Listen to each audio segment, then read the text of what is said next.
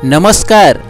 आज नवा खबर गुड़िक सहित आउ एक नवा भिडियो रे आपण समस्त को स्वागत। एकाठी कार्यकारी हेबो ममता और प्रधानमंत्री मातृवंदना योजना।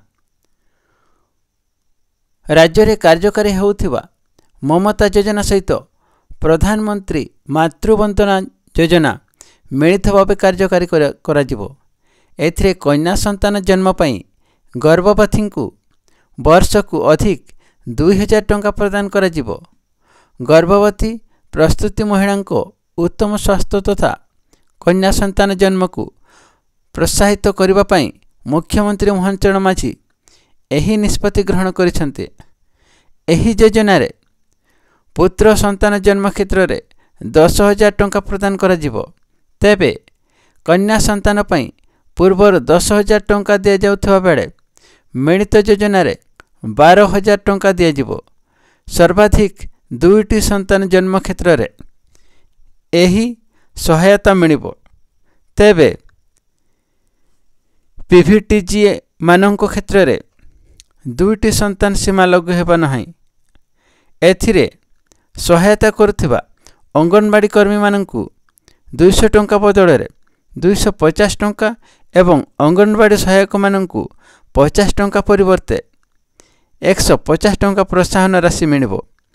एही उभय योजना रे सम्मिलित कार्यकारिता पई आसंता वर्ष आर्थिक वर्ष रे प्राय 511 कोटी टंका खर्च हेबो बोली आकलन करा जायछि।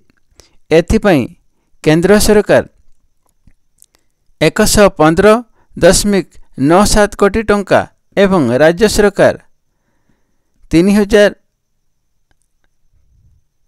कोटी टंका जोगाई देबे। एहा द्वारा प्राय 4,50,000 गर्भवती और प्रस्तुति महिला उपकृत हेबार संभावना रही।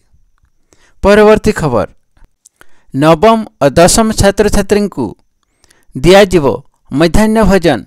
ए संक्रांत मुख्यमंत्री मोहन चरण माझी मंगलवार कटकर जवाहरलाल नेहरू इंडोर स्टेडियम रे रानीहाट हाईस्कल रो 100तम वार्षिक उत्सव पालन अवसर रे जगदी घोषणा करिसेंती।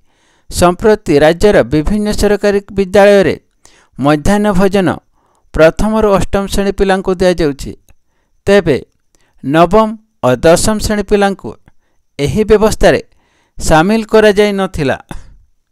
एणिकी नवम और दशम श्रेणी छात्र छात्री मध्य मध्याह्न भोजन रे पुष्टिकर खाद्य दियाजिवो।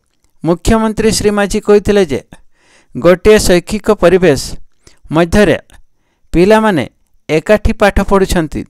सेठारे अष्टम श्रेणी पिला माने मध्याह्न भोजन खाउथा बेले नवम श्रेणी पिलांकु दिया जाउ नाही। एहा एक पातर अंतर कहले अत्युक्ति हेबो नाही। ए संक्रांत रे चिंता करा जिबा सह नवम और दशम श्रेणी पिलांकु शामिल करबाकू पदक्षेप निया जायछि।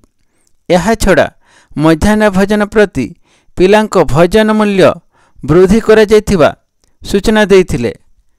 खबर गुड़िक भल लागिले लाइक कमेंट सब्सक्राइब करबाकू भूलंतु नहीं। धन्यवाद।